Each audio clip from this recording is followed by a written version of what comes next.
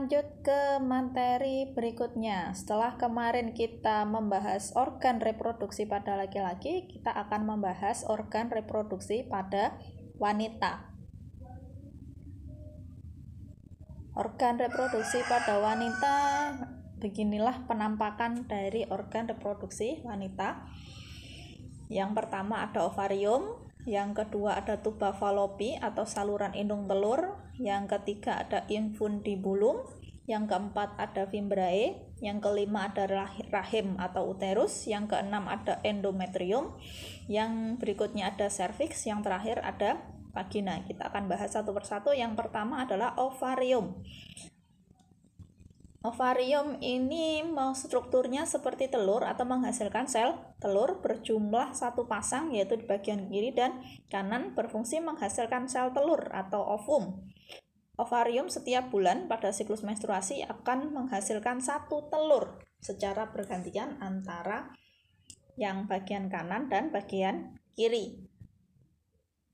Yang berikutnya saluran indung telur atau tuba fallopi. Ini panjangnya sekitar 10 cm, menghubungkan ovarium dengan rahim, dan juga memiliki fungsi sebagai tempat fertilisasi atau pembuahan, yaitu bertemunya sel sperma dengan sel telur.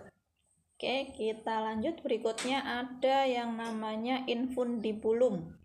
Infundibulum seperti yang ditunjukkan oleh gambarnya seperti corong pangkal dari tuba fallopi dan berfungsi menangkap sel telur atau ovum yang keluar dari ovarium. Oke, kita berikutnya yaitu fimbriae.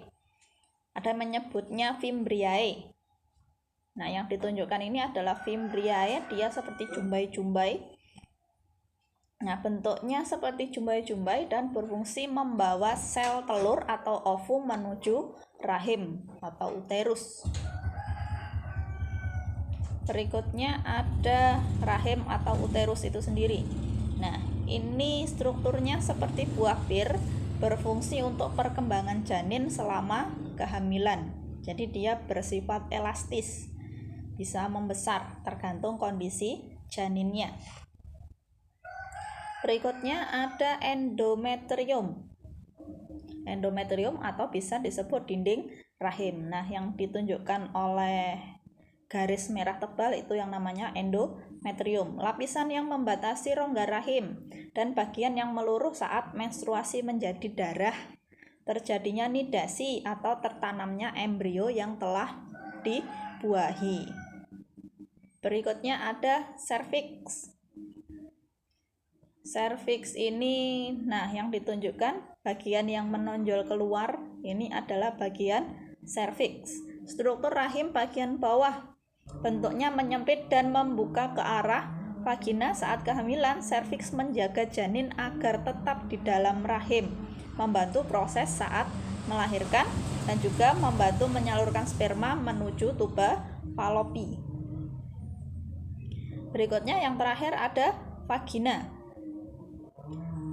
Vagina adalah saluran yang menghubungkan lingkungan luar rahim dengan rahim, saluran mengalirnya darah menstruasi, dan juga saluran keluarnya janin saat